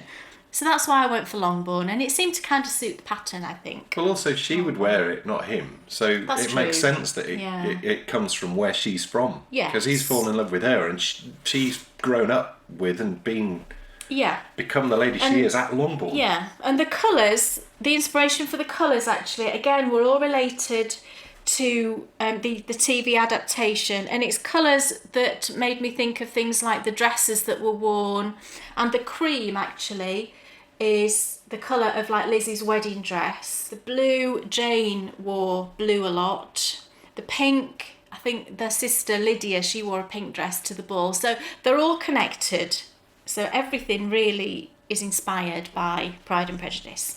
So This has been such a momentous process for Kay that we also decided that we would film just a little behind the scenes series, which we've started. So it's starting next week, and it'll be available to all silver patrons and above. And the first one will be on Tuesday, there'll be one on Thursday, and then we'll then do 3 more episodes. We'll culminate actually with a live episode of the behind the scenes, all based around the creation of the colourways and the pattern and the pictures and all sorts. So it's going to be a really interesting thing well, we hope you'll find it interesting, that you can see in essence, to an extent, how a pattern goes from your head to being available for people to buy. So that should be a really interesting behind the scenes series, and that's starting next week. yeah, Have you finished? I think so. I hope you like it. It's time to find out if we can find a nice place for a picnic. Oh. I wonder if we can. We need to score it. Should we go find out? Let's go find out. And as well, look out for just the most amazing tour of the whole site, where we just take in what I loved about it was the fact that it was like Fountains Abbey, but like miniaturized. Yeah. It's the most picturesque place ever. Less talk, more action.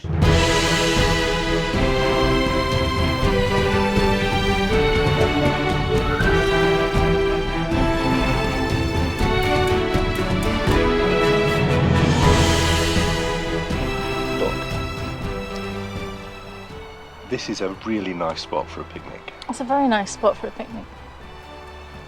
But what? There's no buts, is there? Well, no. I don't think there is. Oh, you're telling me not to give a but? Let's not mention any bugs. All right, I won't mention any bugs. Well, no, you'll have to now. There are no bugs. I cannot see a single bug. It's bugless. Compared to last time, Yeah, I mean, look at the view. it's lovely. And this is a Pretty hard good. place to score down. Because that cafe is serving proper food. Oh, was it? Yes. Right. And it looks nice. Will we be trying a cup of tea? We'll be having a cup of tea, I think. Right. I think we'll have a cup of tea. Right. So, what are your thoughts? On Picnicability? Yeah. I don't know that I could score it down, really. You're permitted to score it 1 down because it's by the river and there's some bugs around. Okay, I'll give it 9 then, because it's by a river and there's a few bugs. And I concur. Right. It's most definitely a 9. We are off to a great start. Very good, yeah. Now, what an amazing story we're discovering here of the pirate turned amazing hermit, and then here we are sat in this amazing Benedictine priory. And the interesting thing is, isn't it, that if you think about Finchale, that's how you pronounce it, Finchale It's Priory. funny that you pronounce it that way, isn't it? Well, that will be Old English. This, along with Jervo, along with Bylands and Riva and Fountains, all those places are our favourite places to go have a knit and have a visit. And isn't it amazing that we know so much about those places? Now, have you ever wondered how we know so much? A great percentage of the surviving sources that we have from the Middle Ages are from religious houses, religious establishments, churches. And this is even more true the earlier you travel back into the Middle Ages, before the creation of government chanceries to record government records. Churches were really the record-keeping powerhouses of the Middle Ages. Of course, we're talking about a time prior to the invention of the printing press, so all of the records that we have are handwritten manuscripts. And until later in the Middle Ages, they're pretty much all on parchment, which is animal skin, often calf or sheep. So there's numerous different types of sources that survive, even just from a religious house or a church. One of the most common types of sources is what we call a charter. These are short, oftentimes relatively formulaic documents that record gifts or sales or exchanges of land or property or grain or money, or the outcome of litigation. Charters can help answer historians' questions about how a house came to be founded, its relationship to other monastic houses, what types of donors helped support each monastic establishment, what these donors wanted to get in return for their donation. If you make a donation to a monastic establishment, the hope is that the monks or nuns will pray for you and your soul, and this is a spiritual benefit that you get in return for your donation.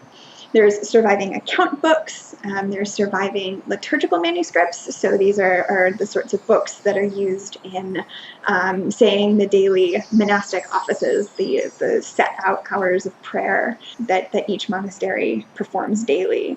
So these are things like breviaries or psalters, or gospel books. There's many other types of surviving sources from monasteries in the Middle Ages, things like letters and records of visions and mystical experiences, records of bishops' visitations. I could go on, and I won't. But from Finchale, to be a little bit more specific, there are surviving charters, inventories, and account rolls. And with that knowledge that we learn from those amazing records, we can take a tour of the abbey and we can know pretty accurately what was going on. 90 years after Godric's death, the most important part of the priory was completed. This is the church, and it's the first part of the site that you approach as you arrive at Finchale. To the right of the entrance is a storeroom which to us looked like a place where you might store your cloak before Mass. But as we walk through the church's main door, we enter the nave, with the monks' choir beyond where they would sit to sing offices. The choir, of course, also contained the high altar and the tomb of Saint Godric. So here we are in the heart of the church. Follow me. Let's go for a little walk up and, yeah, try not to fall over. This could be interesting. It's the most sacred part of the church, and what's amazing about this little place is stuck on the banks of the River Wear, quite a long way from anywhere. Some of the things that you find here are some of the best examples that you'll find anywhere in the country. Keep coming. Look at this. This is a capital. Can you see? It's a pillar. And it's some of the best formed. I've actually never seen anything that looks like that in any of the places that we've ever visited. You've got some exactly the same over here as well. Can you see? Now, when these originally would have been built, there would have been none of this stone here. You would have seen the absolutely beautiful columns supporting the ceiling above. This is called the sedilia. It comes from the Latin word sedil, and sedil means seat, and this is where the priests used to sit. So the altar was up there, and when the priest needed to sit down in the middle of Mass, that's where they would sit down. Now, the other really interesting bit is just up here. This is the piscina. And the piscina, again, for Latin, these are all Latin words. It's pool or sink, and we've got two sinks here, and this is where anything that was used within the surface would be washed. And the most important thing with a piscina is that the drain goes straight down to the soil, because holy water can only go straight down to dirt. So that's where these drains would have gone. It's an amazing place. Just have a look down there.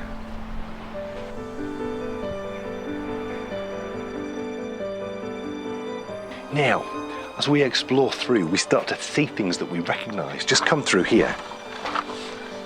Now watch your step, camera woman. Look at this. It's the cloister. Now, we've seen these already in places like Fountains Abbey and Rievaulx Abbey, but this is like in miniature. This beautiful cloister attached the church to all the buildings needed to successfully run a religious house. This would have been the busiest part of the priory, with monks making their way to church, or maybe the chapter house, or even the refectory for their lunch. But this was no normal cloister, because Finchale had a very special purpose. Because this was the medieval equivalent of a holiday resort. We all need some rest and relaxation, don't we? And that includes monks, and that's what they used to do. They would book in here and they would come and spend time at this wonderful place where Godric had given out all his wisdom. They thought if they came here, they would get the ultimate in rest and relaxation. They had wonderful dormitories behind you, a great place to have some food, a lovely place to come and sit out in the sun. Still, the life of the priory had to carry on. So 8 times a day, they would come down from their dormitory and they would make their way down this side of the cloister into the church for all the services that Benedictines used to preach. There was only ever 8 monks in residence here at Finchale, so they didn't really need a particularly big chapter house. Look at this! Aww. This chapter house is literally the size of my sitting room. It is. It's absolutely amazing.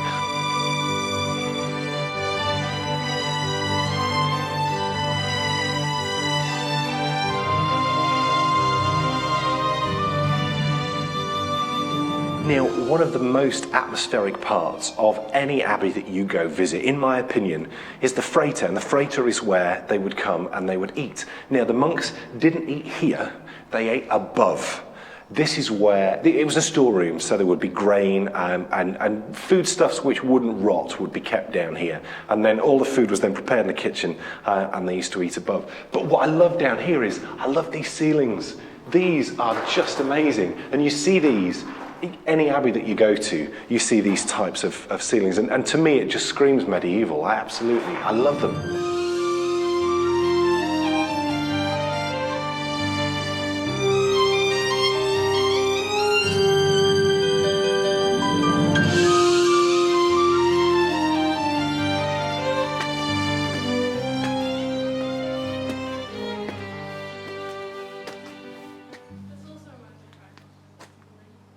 This is it.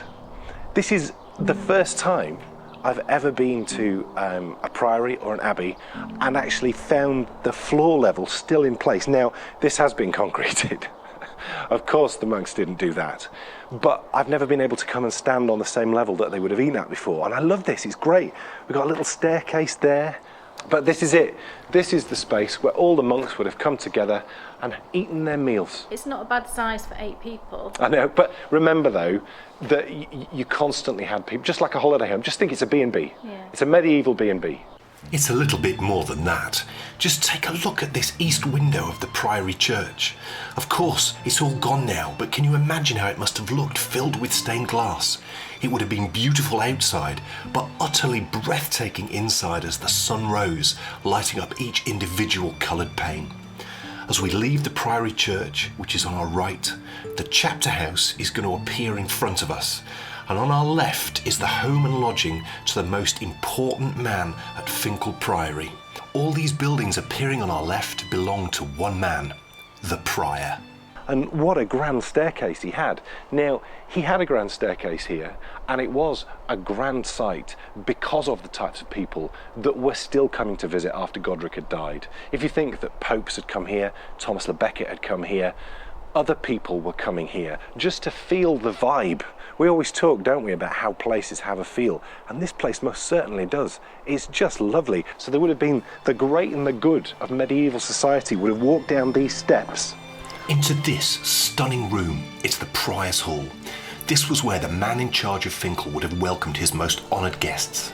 You can see from the columns that this would have been such a grand space. Hundreds of years after his death, Godric's legacy was still bringing much wealth to this small religious house with the visit of thousands of pilgrims. The end came for Finchale in 1536, nearly 400 years after Godric's arrival. Henry VIII's closure of the monasteries of England led to the dissolution of Finchale. This was also when Godric's remains mysteriously disappeared from his tomb. But that hasn't stopped his name living on. It reached its height in 1981 with the Pulitzer Prize nominated publication of his life story, simply called Godric. We found the perfect knitting spot. I mean, this is the most epic knitting spot I've ever sat in. Because, let's call it 1100. Okay. This was built. And for the next, let's call it 400 years, much wiser people than you or I sat here dispensing wisdom. Absolutely. The question that we must ask ourselves first of all is, how do we score this wonderful place for interestability? Well, it's got to be a 10, hasn't it? Do you think so? Well, I think so. We have loved The it. story is epic. And we've not even had a cup of tea yet. We've not even had a cup of tea yet. It's So that that epic. is going to make it even better, isn't it, if we have a nice cup of tea? Now, there is one thing I think I'm going to go 9. Right. So And I'll tell you why.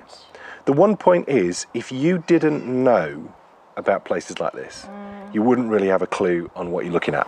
No, that's true. There's no information. That is very true. So it has to be a 9. But this is gearing up to an epic score because we're already ahead of Brimham Rocks.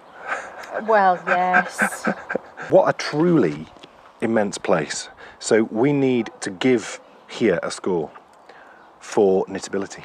Knitability. Oh, it's got to be a strong 9. I'm going to go 9. 9. So it's 9s all round. So that's right, isn't it? 9, 16, 28. No, 9, 18, 27. Sorry, 9, 18, 27. That's really bad. What an embarrassment. Let's take a look at the leaderboard. Look, sat right at the top is the wonderful, the marvellous Finchale Priory. And I would strongly suggest that you come and visit because it is just the business. And then directly beneath is the name of the place, which we can't remember. But you can see it, so you can't complain. And then below that one, we have, of course, the rather disappointing, and it's an even more of an embarrassing score now, I think, when you consider that Brimham Rocks only scored 15. And here has scored nearly double that. It has, hasn't it? But I think justly so. Yes. Because it's unbelievably quiet, really picturesque, Yeah. wonderful story. You can get a cup of tea. Can get a cup of tea. There's a toilet that's clean. Yeah. Winner all round. Absolutely. And so ends our third new adventure. And for the first time in this series, I think we can call this one great. Because who would have thought a place so familiar to us would have a story so far-reaching and epic? From crusades, kings, and piracy on the high seas. To a simple life under the stars, passing out wisdom to archbishops and popes. Godric's life is a lesson to us all. He was an everyman on the fringes of history, but he rose to greatness through his goodness. And that's what I love about history. Hidden in the stones of Finchale Priory is a story that we never expected to find. I wonder what we'll discover next time.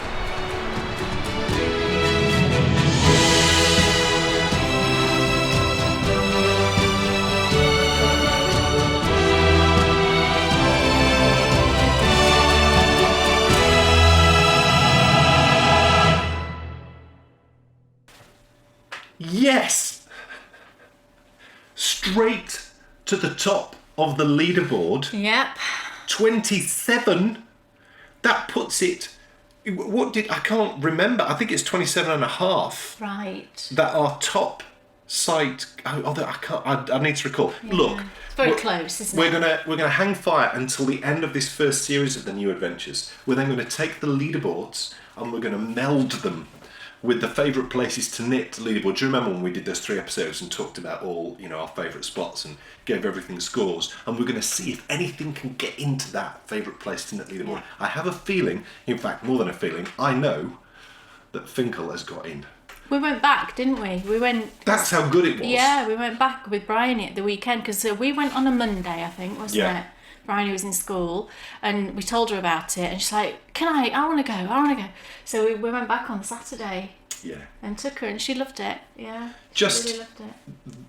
The most amazing place ever. And huge thanks to Robin for making it. Oh, thank you, Robin. Even more special. She's so lovely. She's so cute as well. Don't you think Robin's just so adorable? And so clever. She's doing a PhD, excuse me. It's just, amazing. We really had hoped with New Adventures that we would, we've been saying about this, we were going to start to pick up to some really amazing places. We weren't prepared for this one. We had a feeling that it was our next new adventure. It was going to be the first truly amazing spot.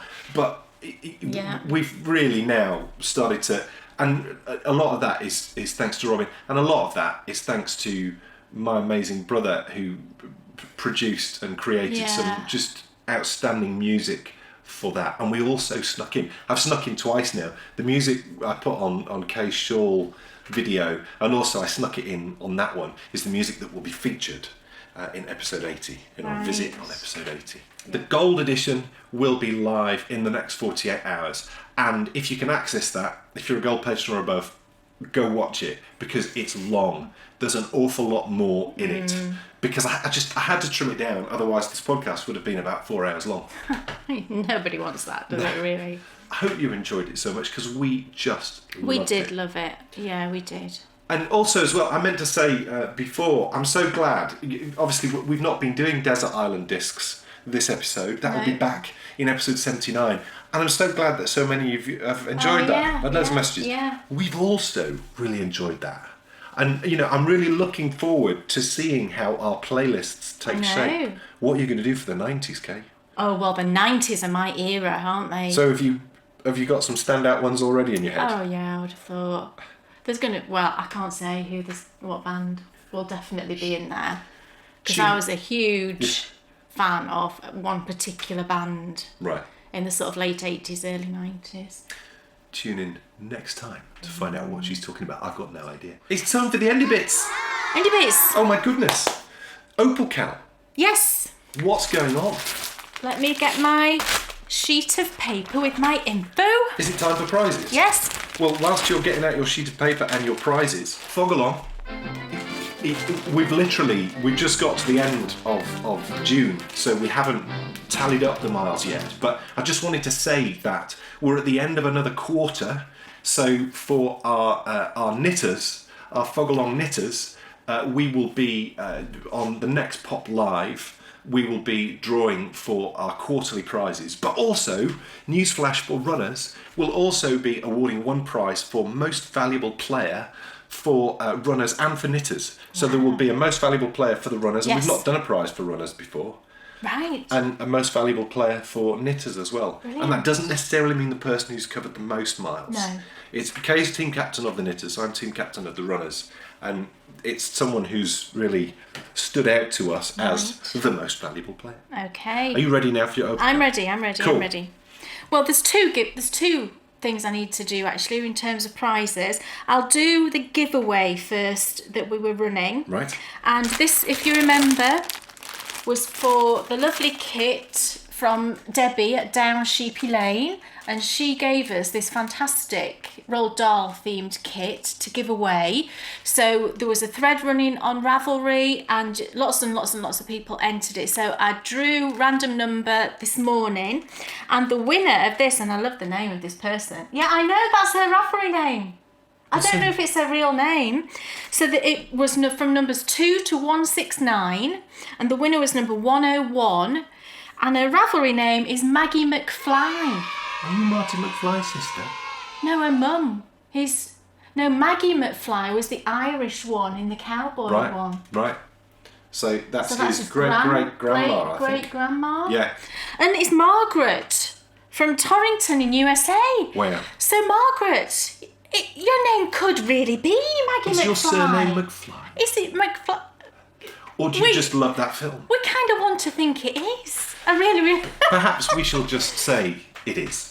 Yeah, in my head, that is really your name. You will always be Maggie McFly. And her favourite was Charlie from Charlie and the Chocolate Factory, and I think that was a lot of people's favourites. So Margaret, or Maggie, I'm presuming you go by Maggie, would you send me a PM on Ravelry is fine, and give me your full name, whether it's McFly or not, and address, and I will get that sent out to you. And Yippee! Down Sheepy Lane is featured in the next Knitability. She is. Which is out at the end of this month. Yes. So the amazing Debbie Dancer. And clearly everybody who's called Debbie and lives in Derbyshire dyes fantastic yarn. Debbie in Derbyshire does lots of dyeing. Yeah, we've come to that conclusion. Yes. Okay, now. More. So the Opal Knit Along finished, and we've got prizes for that. Now there was an extra prize that someone offered to us and has snuck in there. So I've actually got 3 prizes to give away. So we had numbers 2 to 159, and again I've just done random number. So the first prize is the one that kind of snuck in. I had a message from Zoe, who is Pins and Needles UK, and she offered one of her patterns. She's just put out a sock pattern fairly recently, I think, and it's called the Beach Hut socks. Really pretty pattern with like some colour work on, and it looks like little summer beach huts. So I thought that was a brilliant sort of prize for the time of year it is, and it went with the sock knit along. So I've drew for that one, and the winner is number 14, a nice early number, we like that. And that's Piper's mom. And Piper's mom is Sandy in New York. So Sandy, you don't need to do anything. I will just arrange with Zoe to get that pattern sent over to you via Ravelry. So well done. Yeah, it's a lovely pattern. I think you'll enjoy that. And then we've got the 2 balls of opal as the main prizes. And these were donated very kindly to the podcast. So the first winner for this one, which is can't say the actual name of it, but it's number 9370 from the My Sock Design range. Beautiful blues and reds, very patriotic, isn't it, for this time of year? The winner of that was number 47, and look who it is. Wow. It's Windy Brook Spins, and that's KN from Utah. We know you really well. We do. So I was thrilled. So KN, you've won that. So again, would you mind just PMing me and just remind me of your address? And I'll get that sent out to you. And then the second ball of opal, which is this beautiful sort of purples and greens and oranges, really, really pretty. The winner of that one, another great Ravelry name. This was number 111, another fabulous number, and that's M. Weasley. Oh. Are you actually Molly Weasley? No. And that's Brandy in the USA. So Brandy, again, send me a message on Ravelry, please, just with your full name and postal address, and I will get that ball of opal sent out to you. Yippee. So thank you, everybody, for participating in that. It was great fun. Loads of socks finished. Lots of people discovering sort of opal for the first time and really enjoying it. So I think that's great. So yay! We're having a momentary pause with knit-alongs. Yeah. Of course, the fog-along still continues. Yeah. So if you are a Baker Bears podcast patron, please keep double dipping with all the other knit-alongs that you're doing, and let's keep pushing on with our fog-along, and we'll be announcing soon. We're not going to do whilst we'll film it next week, because we're putting out the behind the scenes Yes. on the Longbourn will Yes. actually put out the next Cook in the World the week after. Right. And we still haven't decided what we're doing, but Where are we? we're in Alaska. You've got to do Baked Alaska. Oh, no, not Well, this it is, it's eggs and time. ice cream. I'm not sure that's traditional. I think it's just called. I don't think that's No from one is Alaska. going to mind if you make Baked Alaska. I know when we're in Canada, if we end up in... Oh, Alaska's really close to Canada. Yeah, but we can do Canada next time because Oh, right. we're in Alaska now and we have to pass through Alaska to get to Canada. And it's a sweet course. And the know, Canadian but the proposal one- was a savoury, wasn't No, it? it wasn't. It was sweet. Right. I want to do butter tarts. Butter tarts from Canada look absolutely delicious. Not that I can eat them at the moment, but I can make them. So, right. Watch this space. Yes. Watch this. Well, Kay, to be honest with you... He'll bully me into No, it, well, everybody. look. To be honest with you, we need to jump back and do something Middle Eastern. Right. Because the runners are still in the Middle East. So, and... Did something Middle Eastern though last time, didn't we? Or the time before. No, that was Egyptian. Right. But also Chinese. We've run through, an awful lot of... Well, we'll talk about The it. runners are going to be... The runners are some distance behind the knitters. Because the knitting Come team... on, runners. Yeah, I know. I should start running. That'd be hilarious. Well, you have been partaking. I haven't been running. No, but neither have hundreds and hundreds of other people. I know. It's all I've about... not been walking enough lately, actually. Remember, runners, it's not about the running, it's just about getting outside. So long as you're on your 2 feet and your 2 feet are on the ground, then you log it as a run and job done. And you've been doing that. I have not Kay's as in much group as I 1. should. Fog along. We will be announcing, because of course where we are with Fog Along dictates where we are with Cook in the World. We shall announce it in the next probably week, because we're going to need to do it next week. Right, well, I'm going to have to And then we'll decide put it out the week then, after. aren't I? So we will let you I think know. I might need a blowtorch for a baked Alaska. Well, if it's not physically Well, possible. I think traditionally you put it in the oven, didn't you? But then In a really hot I think these days people tend to use the blowtorch, which I wouldn't. I Oh, wouldn't. meringue. Yeah, That's mental. to get the brownness. Use it, but I wouldn't. I'm not doing that because I haven't But got when a blowtorch. you've made I meringues wouldn't. before, though, you've not used a blowtorch. No, but that's because you make meringues separately and you bake them in the oven for quite a long, long, slow cooking. This is Right. a different type of meringue. It's not Right. because you could never put, you could never get a hard meringue around it, could No. you? Because you can't put it in the oven for Yeah. all that time. But you know how much I love ice cream. Well, I know you do. And you know how much, to be fair, I do quite like meringues. In fact, meringue and ice cream, you make your butter tarts if you want. Is that That's pastry, Canada. though? It's pastry, and I can't eat Well, those and I'm not going to want to anyway. eat that. They just look so nice, I know, but I'm not going to be able to eat it, and you won't want to eat No. pastry. So, Folks, thank you so much for watching. Biscuit Banter will be back next time. yeah. We should be dunking some more biscuits, won't we? They'll be delicious. And so we're looking forward to some more biscuit banter next time. We haven't settled yet on what the biscuit's going to be, but we think it might be something Viennese. Don't know. I've had a few thoughts actually. Okay, well, it's Kay's baby, so you will be dictating what the next biscuit is. I quite like a jammy dodger. I've been thinking Okay. about jammy dodgers. Okay. But having a think. If you've got any suggestions, then send me a message. Answers on a postcard, please, to P.O. Box. No, just send her a Ravelry message. So, Biscuit Banter is back next time, and so is Desert Island Discs. So, thank you so much for watching. Might have to have a 90s disco. Yes. The Longbourn behind the scenes series starts next week, so don't miss that. The gold edition of that amazing new adventure will be out very soon. So, without further ado, I think it's time for us to finish. And yeah, we'll see you in 279. Yeah. It's sitting and knitting, it's Dan and Kay, the bakery players. Enthusiasm's not quitting for Dan and Kay, the bakery players. They'll take you to fabulous places of which their favorites they'll share. You better buy a pattern and get yourself a bakery pair. You'll find yourself in a castle while watching the bakery bears.